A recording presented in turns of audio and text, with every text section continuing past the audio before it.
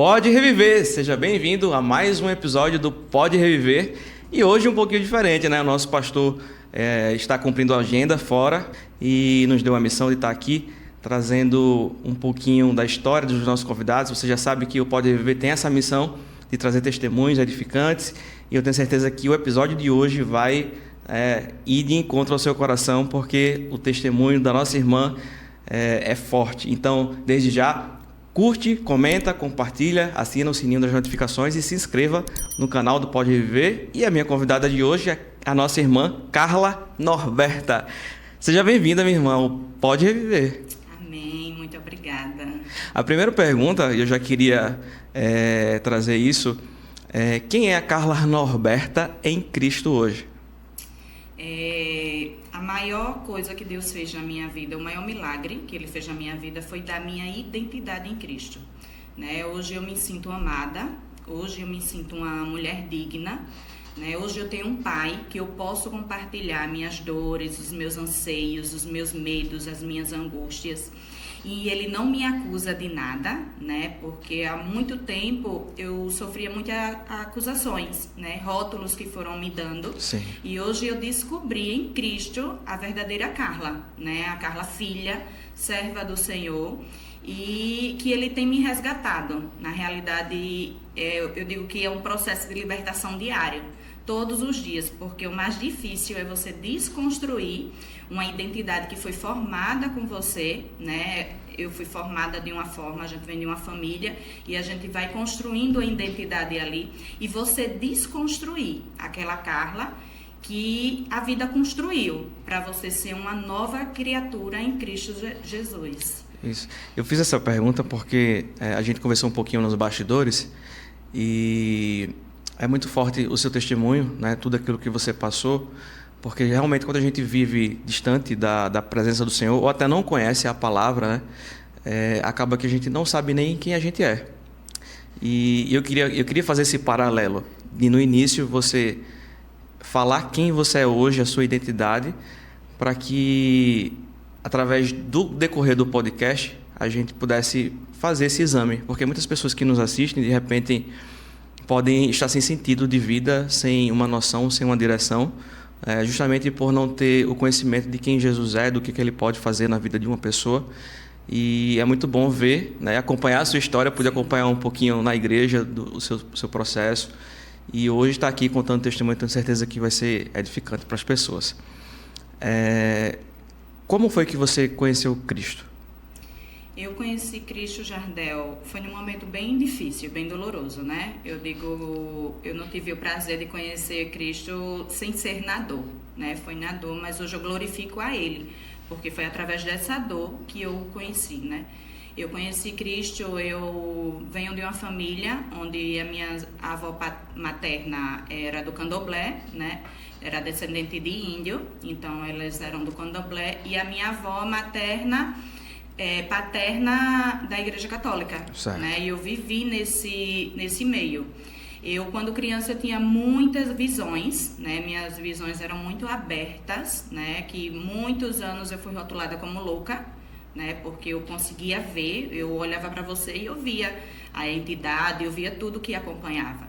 E durante todo esse período, dos meus 6 anos aos 15 anos, eu tomei remédio controlado. Desde que idade você tinha a visão aberta, você se dá conta? Eu acredito assim, com 5 anos, eu já comecei. Antes disso eu não me lembro bem, entendeu? Sim. Mas aí eu já tinha. E dos meus 6 aos 15 eu tomei remédio controlado, né? Eu tomava Idantal e Gardenal, eu tinha crises à noite, porque à noite eu tinha pesadelos fortíssimos, né? Me matando, a entidade se apresentava para mim. E aí eu tomava remédio, eu fiz vários exames durante todo esse período. Os exames nunca deram nada, porque era algo de cunho espiritual, não era físico, né? E durante esse período, quando eu fiz 14 anos, eu já comecei a beber. Né? Eu comecei a beber, eu comecei a fumar, e eu fumava muito, bebia muito, né? Não era pouco. Eu cheguei a fumar 4 carteiras de cigarro por dia. Nossa. E eu começava a beber na quinta, só parava na segunda, já ia trabalhar bêbada. Então essa era a Carla, entendeu? E aí, durante esse período, a minha irmã, como eu sofria muito, porque existia uma dor dentro de mim, né? Porque o que eu via, as pessoas não acreditavam em mim. Eu chegava para dizer que estava vendo e as pessoas não acreditavam. E aí era muita opressão. Achavam que era uma alucinação, alguma coisa da cabeça. Sim, e aí era muita opressão que eu sentia. E a minha irmã foi trabalhar com uma médica, ela é dentista, ela era espírita, né? E espírita kardecista, e ela disse, não, ela é médium ostensiva e ela precisa tratar isso, ela precisa trabalhar esse lado dela. Essa mediunidade, né? Mediunidade. E aí eu fui para o centro espírita, com meus 14 anos, sendo que não, eu sempre dizia, minha mãe dizia, acabe de dizer isso, eu dizia, mãe, eu entro e saio do mesmo jeito, ou se não pior do que eu entrava, né? E eu migrei para vários centros, porque nada daquilo me satisfazia, preenchia. O vazio continuava, os medos continuavam, tudo continuava, né? E eu fui espírita durante 21 anos. Ou seja, você tinha uma busca por uma verdade, vamos dizer assim, né? Nada dos lugares que você passava, você tinha uma convicção de que aquilo seria algo que realmente lhe preenchia. É porque hoje eu descobri que o que nos preenche é Cristo. E como assim, eles pregam muito o Evangelho dos Espíritos, eles pregam muito o Evangelho da Mediunidade, eles pregam muito o que Cristo, eles pegam um versículo ou outro, né? Então, assim, não tem como você se preencher. Na realidade, você vive refém da entidade. Tem uma profundidade, né? Entendeu? Porque você vive refém daquela entidade. Eles trabalham dizendo que vai tranquilizar aquela entidade, que ele vai ser seu guia, né? E a gente não vive com guia. O guia da gente é o Senhor, porque Sim. A palavra dele diz que ele é o caminho, ele é a verdade e ele é a vida. E aí, até quantos anos você ficou nessa ida e vinda de centros espíritas? Eu fiquei 21 anos no centro, tem 6 anos que eu me converti, né? E assim, o meu processo de conversão foi bem complicado. Bem difícil, né? Ô Carlos, o que é que você pensava? O que é que as pessoas diziam? Algumas pessoas você falou, não, ela tem que despertar essa mediunidade, mas dentro de você, o que é que você achava que você tinha? Na realidade, eu estava até conversando com uma amiga minha esses dias, eu sempre tive o cuidado do Senhor, entendeu? Eu sempre tive.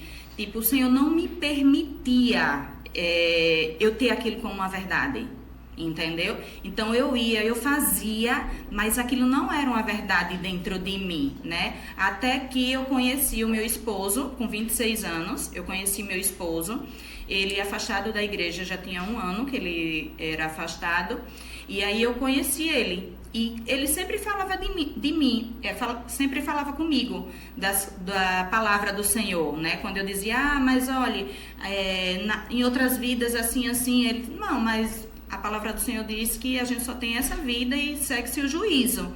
E começou, eu já tinha dúvida de onde eu estava, porque aquele lugar não me saciava, não me preenchia espiritualmente, emocionalmente também, Sim. Entendeu? Porque eu comecei a tomar decisões que na realidade eu não queria, mas através que a entidade dizia que eu tinha que fazer, eu fazia. Né? Porque é uma das coisas que eu falo muito. A gente obedece a uma entidade e muitas vezes a gente não quer obedecer a Cristo, entendeu? E várias foram as vezes que ele dizia, não, você tem que fazer isso, você tem que fazer aquilo, porque em outra vida ele foi seu amante, em outra vida ele foi isso, ele foi aquilo, e eu obedecia. Tudo que ele me dizia ali à risca, eu obedecia, entendeu? De certa forma, por medo também? Por medo, e querendo que preenchesse aquele vazio que existia dentro de mim, na ilusão, né, de melhorar aquilo que eu estava sentindo, aquilo que eu estava vendo. Você falou aí que mesmo nesse período você sentia a mão de Deus lhe protegendo, né? Que nem Efésios 1:4 diz, né? Que eu vos escolhi antes mesmo da fundação do mundo. E eu já tive também experiências assim, né? Porque eu também não sou convertido de berço, vamos dizer assim, mas de situações que a gente passa lá atrás e que hoje a gente tem a visão de dizer, poxa, ali foi a mão do Senhor me segurando, me guardando, né? E aí, você citou que o seu marido, você conheceu com 26 anos. Ele tinha 1 ano de afastado da igreja. Sim. Então, mesmo assim, ele evangelizava, vamos dizer assim. Então, foi a forma que o Senhor chegou na sua vida, foi através do seu marido. Foi. E tão engraçado, assim, né? Ele me evangelizava, ele não queria ir para a igreja, né? Mas ele me evangelizava. Todas as vezes que eu chegava em casa dizendo uma novidade de lá, ele dizia, não, mas a palavra de Deus diz isso, isso e isso. E aí foi quando começou o conflito maior dentro de mim. Mas eu, com um orgulho muito grande, né? A gente passou, quando adolescente, a gente foi trabalhar em uma casa e o meu irmão pediu um copo com água, a dona da festa, Sim. E ela era evangélica, e ela disse, tome da piscina. Meu e Jesus. Aquilo ficou dentro de mim. Eu disse, eu vou ser tudo na minha vida, menos evangélico, entendeu? Porque o testemunho dela não foi o melhor pra gente. Para você ver como o nosso testemunho influencia em outras vidas. Pessoas. E não só no meio, né, evangélico Sim. de igreja, né, no trabalho, né, como você está citando aí. Sim. E aí, eu sempre dizia ao meu marido, eu odeio crente, eu não sei nem como foi que eu casei com você, porque eu não gostava realmente.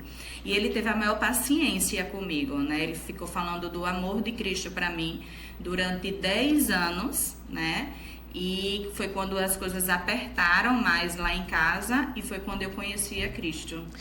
E como é que era na mente dele? Porque se ele já tinha uma experiência no meio evangélico, eu acredito que ele já tinha um discernimento sobre aquilo que você vivenciava. Como é que foi isso para ele? Assim, de repente ele dizia para você que o que era, o que não era? Ele falava para mim, na realidade, assim, eu acho que como Deus já tinha algo na minha vida, né, que eu creio, quando a gente vai para a história de Ciro, muito antes de Ciro nascer, né, no capítulo 45, Deus já tinha dado uma missão a Ciro, né, e eu creio que comigo, com você, com quem estiver assistindo, é do mesmo jeito. Então, como Deus já tinha algo na minha vida, né, que Ele não me perderia, ele usou o meu esposo para que tivesse paciência comigo, né? E ele teve essa paciência comigo. Ele foi algumas vezes, ele chegou aí no centro espírita comigo, né? Mas ele não aceitava o passe, ele não aceitava participar.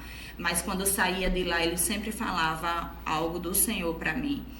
E foi quando eu me despertei, né? As coisas de lá em casa pioraram muito, a gente tinha uma vida muito equilibrada, né? E aí a gente foi perdendo tudo, e foi de um dia para a noite, e a entidade começou a aparecer, ela aparecia assim, como você, para mim, né? Dizendo que ia tirar minha vida, que daquele dia não passava. Claramente. Claramente, era visão aberta. Você sabe o que é você estar dormindo 3 horas da manhã, você no sono, e ele lhe acordar, você olhar, ele tá assim em pé, na sua cama, né, e dizer assim, de hoje você não passa, né? E ele tinha um domínio muito grande na minha vida, porque assim, eu murchava, eu ficava prostrada, entendeu? Porque eu cria que ele realmente ia me levar. E todos os sintomas que ele fazia para eu ter, era que realmente ele ia me levar, entendeu? Jesus, que situação. E o seu marido foi um cara muito sábio. Sim. Né? Porque passar... Não é até todo mundo que de repente vai aceitar uma situação dessa, né? Porque tem aquela questão do julgo desigual. Sim. Né? Que as pessoas falam, um crente não pode casar com um não crente. Mesmo assim, Deus tinha um plano na vida de vocês e Deus utilizou ele. E você vê que a multiformidade também de Deus, né, não é igual para todo mundo. Né? E aí você conheceu a Cristo a partir dele. E como é que se deu início o seu processo de libertação desse... Jardel, eu lhe digo que Deus também, ele foi muito corajoso. Porque, assim, o alvo era o nosso casamento, né? Era um dos alvos que a entidade tinha. E quando eu conversei com você antes dos bastidores, eu me lembrei de uma noite, né? Eu sonhei esfaqueando o meu esposo. Meu Jesus. E o sonho era muito real. Muito, muito, você não tem noção. E eu esfaqueava ele todinho. E chega, me arrepio. E nesse sonho eu me acordei. E a vontade realmente era essa. Eu me lembro que eu me tranquei, eu saí do quarto que eu estava com ele, eu me tranquei num outro quarto, tranquei a porta, entrei no banheiro e tranquei o banheiro. E eu pedia para que o Senhor me segurasse, porque era algo tão real ali dentro de mim, você está entendendo? E o inimigo, ele é muito sujo, muito, muito. Hoje eu olho quantas coisas eu fiz lá atrás, entendeu? Sem entendimento, que eu creio hoje piamente que era a entidade me dominando para que eu pudesse fazer aquilo. Sim. Entendeu? E nesse período eu conheci a Cristo, né? Ele começou várias vezes, ele começou a ter uma força muito maior na minha vida, principalmente, né? E ele se mostrava várias vezes dizendo que ia me matar. E eu desenvolvi uma depressão também por conta disso. Porque foram me dados vários diagnósticos, né? Meu esposo achou que eu era esquizofrênica, bipolar, várias coisas assim. Eu tomei vários remédios, vários. A gente gastava uma fortuna de medicamentos. Os medicamentos nenhum faziam efeito, né? Porque não era físico, era espiritual. E eu me lembro que eu fui lá, eu sentia, Jardel, o meu espírito saindo do meu corpo. Eu sentia que ele estava me levando e eu começava a gritar: amor, eu estou morrendo, me segure. E o meu esposo teve muita paciência comigo e ele me segurava. Eu dei várias entradas num hospital Vida, né? Que eu chegava lá e dizia: eu estou morrendo, meu espírito está saindo do meu corpo. E ele o tempo todo se apresentando, ele falava muito também comigo no meu ouvido direito, entendeu? Ele falava muito comigo. E quando eu entrava no hospital Vida, o pessoal já tinha medo de mim. Eu dizia: meu Deus. Lá vem ela. Lá vem ela com as loucuras dela, né? Meu Deus. E aí eu tomava muito medicamento. E foi quando eu liguei para o responsável do último centro que eu frequentei. Eu cheguei a ligar para ele e eu disse: foi na pandemia, né? As coisas pioraram muito para mim na pandemia. E eu liguei para ele e eu disse: eu não estou aguentando. Aí ele disse: a entidade já se apresentou aqui na mesa para mim e disse que está disposta a lhe matar e não quer acordo. Aí ele disse: mas vamos fazer um trabalho de desobsessão, que nesse trabalho eu creio que ela vai lhe deixar em paz. Tá certo. Aí ele marcou 3 quarta-feiras. Nesse período ele só atendia casos extremos, porque por conta da pandemia, né? Não podia aglomeração, essas coisas. Na primeira quarta parecia que eu estava nas nuvens. Ele ligou pra mim, perguntou como era que eu tava. Eu tô maravilhosa. Liberta. Parecia que eu flutuava, né? E aí na próxima quarta-feira que eu fui, eu já saí de lá louca. Eu saí de lá batendo no vidro, eu dava murro no vidro do carro. Eu dava murro no carro. Meu marido dizia: o airbag vai estourar. E eu dizia: pode estourar o quê? Oh, que eu não tô bem, não, eu tô doida. E era muita opressão, era muito agoniante, entendeu? Assim, é uma sensação que só quem vive, entendeu, sabe a dor que você sente. Tudo ali, entendeu? Que você passa, a humilhação, porque o Satanás, ele lhe humilha. Humilha pra... Entendeu? Ele lhe humilha. E eu era muito humilhada, né? Porque no fundo, eu não queria estar passando por aquilo, né? Ô Carla, e a sua vida social nesse período, como é que era? Porque você tem 2 filhos, né? Você falou antes de a gente começar o nosso bate-papo, tem 2 filhos. Como é que era o seu relacionamento com seus filhos? O meu primeiro filho foi uma bênção. Foi um filho esperado, né? Bernardo foi um filho esperado. Foi um filho muito desejado. E eu confesso a você, Jardel, que durante todo o meu processo, ele me ajudou muito. Deus me deu ele porque ele sabia que eu talvez não aguentasse. Bernardo sempre foi um ser, assim, iluminado. Eu vejo muita presença do Senhor nele. E durante todo esse processo, ele foi muito usado pelo Senhor para mim, entendeu? Quando eu pensei em me suicidar, eu morava num prédio de 7 andares e eu disse: a minha vida não faz mais sentido, era muita opressão, era muita angústia. E eu peguei uma tesoura para rasgar a tela do meu quarto. Bernardo entrou no quarto e disse-me assim: mamãe, Jesus te ama. Meu Deus. E ali eu vi o cuidado do Senhor na minha vida. Porque foi o próprio Senhor que fez isso. Porque talvez se ele não tivesse entrado, eu hoje não estaria nem aqui. E durante todo o meu processo, Bernardo foi muito usado. Ele pegava o telefone da menina que trabalhava lá em casa e ele mandava mensagens para mim e dizia: mamãe, o Senhor está no controle de tudo. E ele nem conhecia. Qual a idade dele? Ele tinha 6 anos, entendeu? E ele sempre com uma palavra do Senhor para mim, até hoje. Até hoje ele é uma bênção. E aí veio o Lucianinho. A gravidez de Lucianinho já não foi desejada, né? E a gente teve vários processos também que a entidade usava muito ele, né? Assim, para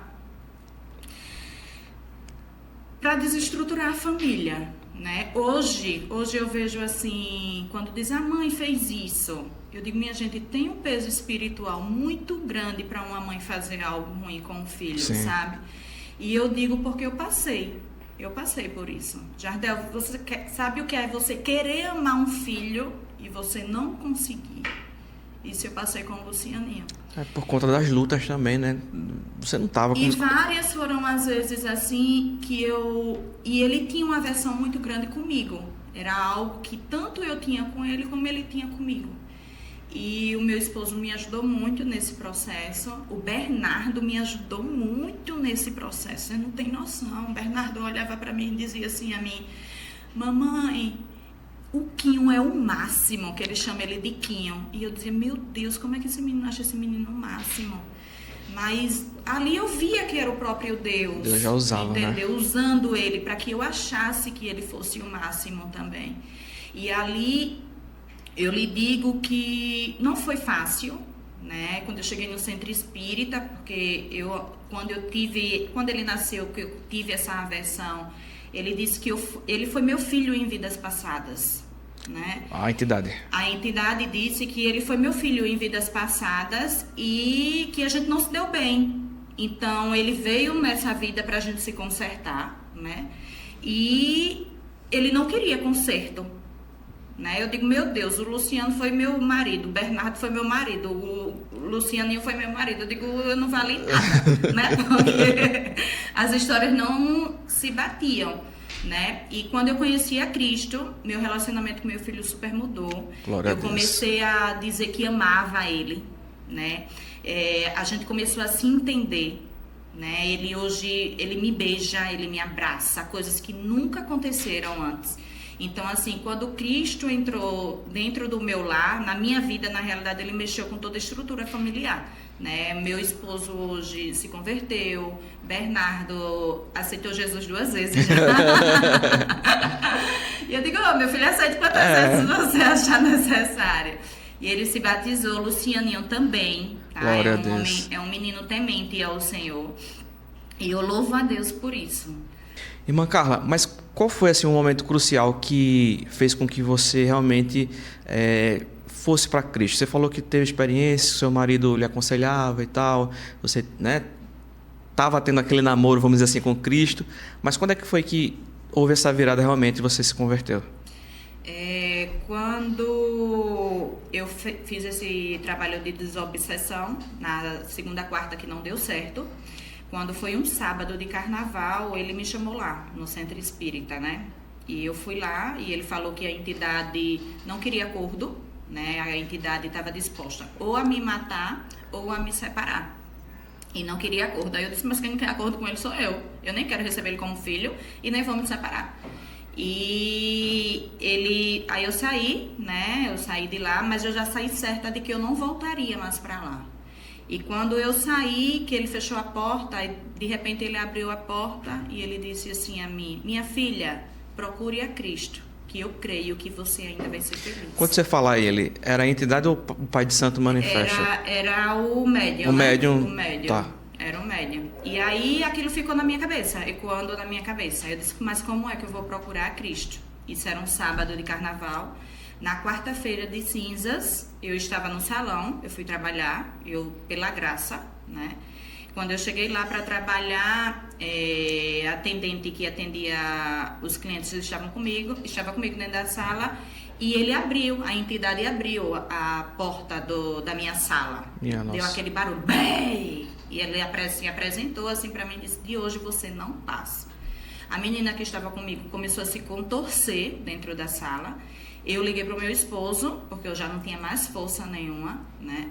E eu liguei para o meu esposo e eu disse: hoje eu não passo, de hoje realmente eu não vou passar, porque assim, ele se apresentou com muita força, né? De uma forma como nunca tinha se apresentado, certo, né? Eu acredito que como eu fui mexer, né, no trabalho de desobsessão, aquela coisa toda, e ele não aceitava. E aí eu liguei para o meu esposo estava fazendo as compras de Carlotas. E eu disse: venha pra cá, que de hoje eu não passo. E ele subiu aquela moenda, tudo que nem um louco pra chegar lá. E ele dizia a mim: você não vai morrer. E quando eu entrei no carro, eu disse: eu quero ir pra uma igreja.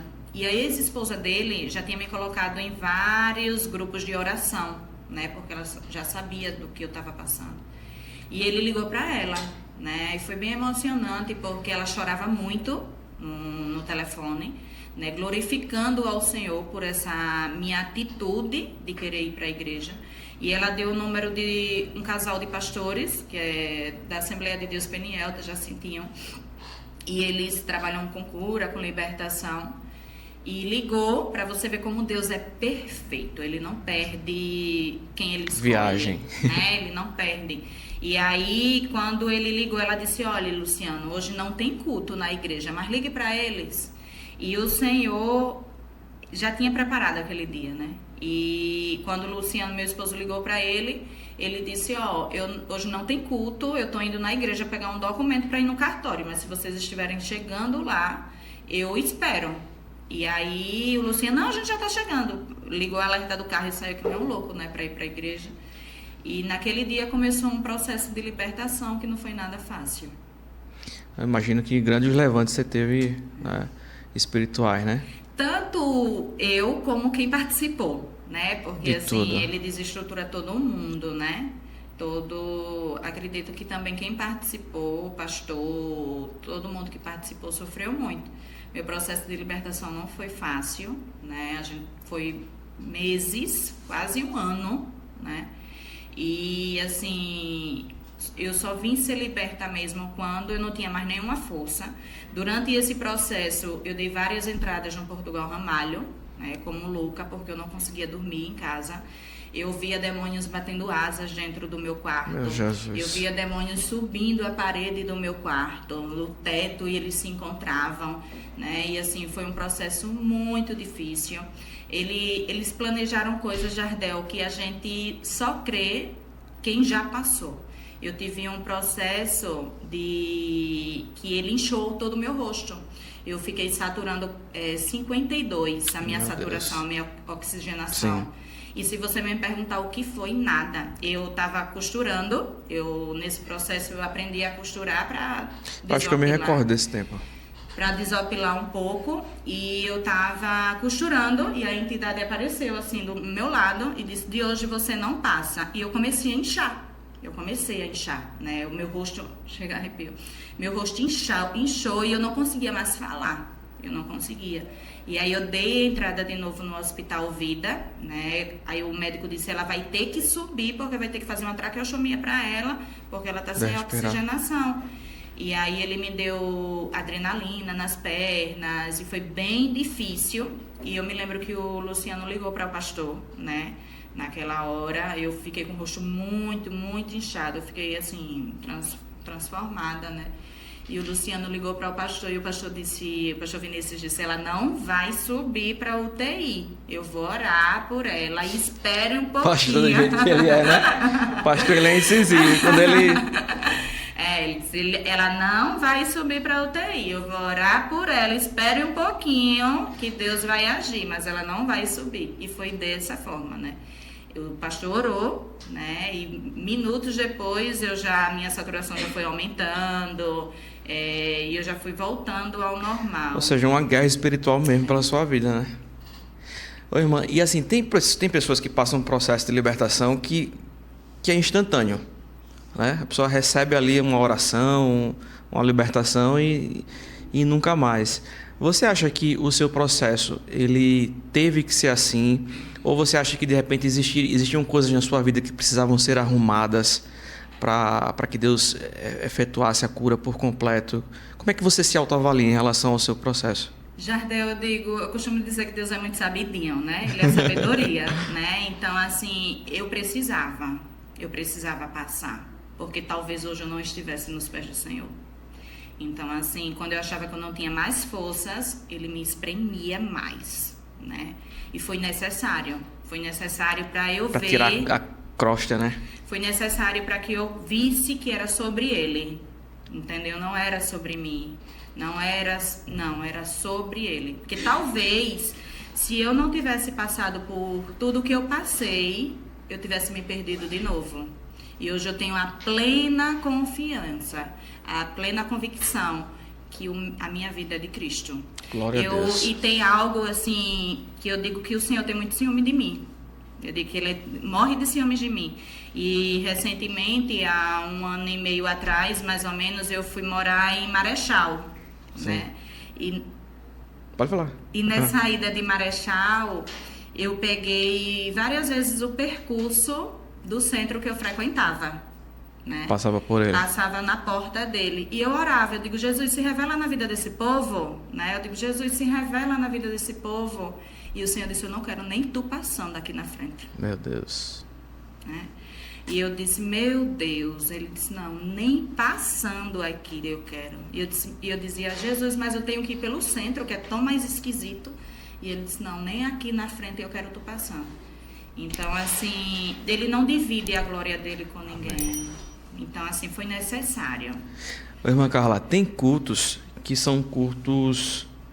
Pelo menos eu tenho isso comigo, assim, sabe? Que são cultos-chave, assim, que você... percebe que Deus teve algo especial para você naquele culto. Você já teve algum culto assim que, poxa, nesse aqui foi uma virada de chave no meu processo?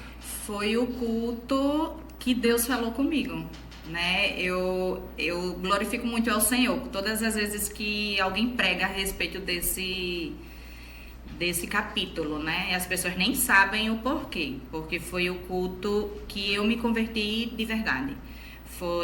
Eu estava muito mal, né? Liguei para o pastor Danilo, que na época ele não era nem pastor. E eu disse, bicho, eu vou morrer. Eu tô morrendo. E eu contei para ele um parte, né? Ele disse, Carlinha, eu tô congregando numa igreja na rua da tua casa. Como Deus é bom, repara. Foi botar a igreja logo na rua que eu morava. Ele disse, estou congregando lá. Eu saí da igreja que eu estava e o pastor trabalha com cura e libertação. E hoje tem culto. E é o culto do avivamento, né? E ele disse, hoje tem culto e eu queria muito lhe levar. Eu passei com a Pati para lhe buscar.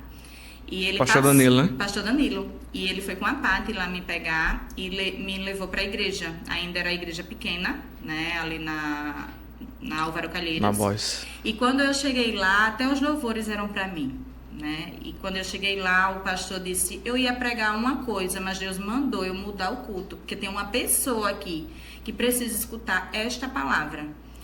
E ele disse, o Senhor manda tu não temer, tu só crê. Naquele instante eu sabia que aquele culto era para mim. E aí ele começou a pregar sobre a filha de Jairo, né, que já estava morta. E ele dizia, mas Deus manda tu se levantar e tu andar. E assim, foi um culto que virou a chave da minha vida, né? Ele perguntou quem queria aceitar Jesus. Eu já tinha aceitado na Assembleia de Deus, mas eu aceitei lá de novo. De novo. Eu estava toda descabelada, parecia uma doida. Eu fiquei pesando 47 quilos, né, na época. E eu aceitei e saí de lá com a Bíblia, ganhei a Bíblia. Uma coisa, assim, pequeno. Um gesto pequeno, mas grande espiritualmente. Uma grande diferença. Somente para quem está perdido, não tem um conhecimento de nada. E aí, quando eu cheguei em casa, eu disse ao meu marido, eu disse, amor, o Senhor falou comigo, repara a convicção de que eu saí de lá, né? Que não era para mim temer, que era só para eu crer. Então eu vou crer, amor. E olha, o pastor é tão bom que me deu uma Bíblia, não me pediu dinheiro nenhum. E aí foi quando eu comecei a congregar na REC, né? Louvo a Deus pela vida do pastor Vinícius, da pastora Uedja. Eu creio que eu fui a ovelha que mais dei trabalho na igreja. Eu acredito que ninguém deu trabalho que há eu controvérsias. né? Porque Tinha dias que eu passava o dia todo na igreja Meu e eles Deus. orando comigo, né? A gente já tinha várias formas que ele dizia: Irmã Carla, quando você souber que você vai passar mal, levante a mão. Eu passava o culto quase todo com a mão levantada, né? Porque eu passava mal constantemente no culto. E eles me ajudaram muito e até hoje. Eu louvo a Deus pela vida deles. E foi o culto que virou a chave. Tiveram outros também, né? Porque Deus sempre falou comigo, sempre, sempre, nesse processo todo. Que história, né? Meu Deus. E existem pessoas que estão nos assistindo agora que, de repente, estão passando por processos parecidos como o seu, né? Pessoas que, de repente, não conhecem a Cristo, não têm o conhecimento da palavra, da verdade, e buscam também saídas, buscam pessoas para auxiliá-las, mas sem resultados. A gente não está vendendo, comercializando a fé. Sim. Mas o que é que você poderia dizer, olhando assim para essa câmera, para as pessoas que estão em casa, que estão passando essa situação, de acordo com aquilo que você já vivenciou? O que eu tenho para dizer é que Cristo é o caminho. Não existe outro caminho além de Cristo, né? Ele é o caminho, ele fortalece. Que ninguém desista, né? Porque o que me fez ser liberta, o que me fez continuar no caminho foi a minha persistência. Várias vezes eu saí de casa, eu saía e voltava, ia para a igreja e voltava, porque eu não aguentava a opressão que era, né? Mas eu arrumava forças de onde não tinha.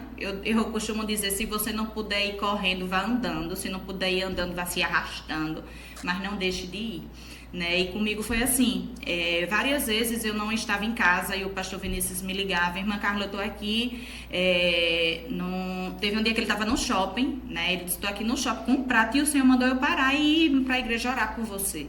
E aí ele foi para a igreja orar por mim. E ele me ligava, ele dizia: você tá onde? Eu podia estar no tabuleiro. Quando ele me ligava e dizia: minha filha, tem como você vir na igreja? Eu descia e eu vinha, entendeu? Então, assim, a caminhada não é fácil, não é fácil. Vários foram os levantes, né? Mas o Senhor guarda, o Senhor cuida. Ele é que nos salva, não tem outro caminho. O caminho do espiritismo, o caminho das trevas, ele me deu tudo, mas eu perdi tudo também, né? Inclusive a minha identidade, como eu falei no início. E assim, só o Senhor faz. Hoje eu passo pelos problemas, pelas minhas dificuldades, mas eu consigo ter paz. Eu consigo olhar lá na frente, eu consigo não me angustiar com aquela situação. Então, assim, Cristo, ele é o caminho, Cristo é a verdade, Cristo é a vida e vale a pena. Porque uma coisa é a gente passar por todas as nossas dificuldades sem Cristo, né? Aí a opressão vem, a angústia vem, o desespero vem.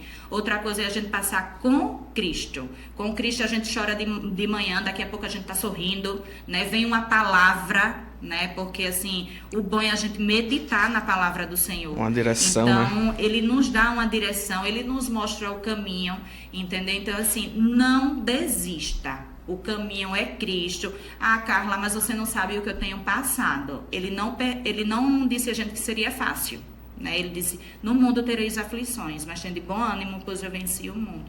E eu estava aqui me recordando do cuidado do Senhor. A última vez que eu dei a entrada no Portugal Ramalho, eu disse: Senhor, fala comigo, fala comigo. E quando eu cheguei no Portugal Ramalho, que eu desci do carro, o segurança estava louvando: Deus proverá quando o azeite e a farinha faltar. E ali eu disse: Jesus, que cuidado é esse teu comigo? Porque até aqui tu tá falando comigo. Então, assim, nós cristãos, nós temos que estar atentos aos sinais de Deus falando com a gente. Porque às vezes a gente espera que venha uma pessoa falar, que Deus se revele. É isso que eu te digo. Entendeu? E não, é um louvor, né? É uma rádio que você liga e ali está sendo ministrada. Uma cena na rua, entendeu? Né, que você olha. Então, assim, que a gente esteja atento aos sinais do Senhor. E hoje, assim, eu glorifico a Deus por tudo que o Senhor tem feito na minha vida. Eu não paro de dizer que eu o amo, né? Porque, assim, hoje Ele é a razão de eu estar aqui. Uma mulher que o Satanás se apresentava dizendo: você morre hoje. Tem 6 anos que eu estou na presença do Senhor, para a Glória a glória e Deus. louvor do nome dEle. Então, assim, Ele faz, Ele liberta, Ele cura. Entendeu? Aleluia. E Ele é Deus, e não há outro além dEle. Não há. Nesses últimos tempos saiu aquele louvor, né? O que seria de mim sem ti? É isso. Eu já O estava que seria de morta. nós, né? Irmã Carla, eu queria agradecer a sua presença no Pode Reviver. Eu tenho certeza que a sua história vai encontrar corações, né, que precisam dessa palavra. Pessoas que precisam ser curadas, libertas também, transformadas, assim como você foi. Existem tantas portas, né? Mas nós acreditamos que só uma é verdadeira. E obrigado. Amém. Que Deus abençoe sua vida, né? Gostaria de dizer mais alguma coisa para quem está em casa? Eu agradeço a oportunidade, né, de estar aqui. E estar aqui é uma promessa do Senhor. Amém. Né? Ele prometeu lá atrás, mas tudo tem o seu tempo, né?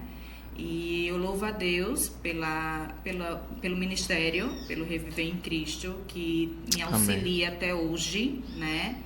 E louvo a Deus pela sua vida, né? Pela oportunidade de estar aqui falando do amor, do cuidado, do zelo do Senhor em nossas vidas.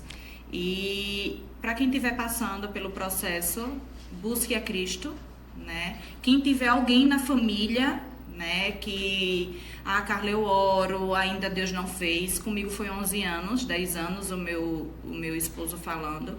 E tudo é no tempo. Tudo é no tempo do Senhor. Não desista, né? Não desista de falar de Cristo. Não importune, né? Porque Ele mesmo se revela na minha vida. Ele mesmo se revelou para mim. E o bom é quando é Ele que faz, né? Então, assim, eu louvo a Deus por todas as coisas, por tudo que Ele tem feito, por tudo que eu sei que Ele vai fazer e pela oportunidade de estar aqui falando da graça e da misericórdia dEle. Amém, glória a Deus. Então, você que está em casa, curte, comenta, compartilha bastante essa transmissão, esse podcast. E, como o nosso pastor disse, pode reviver.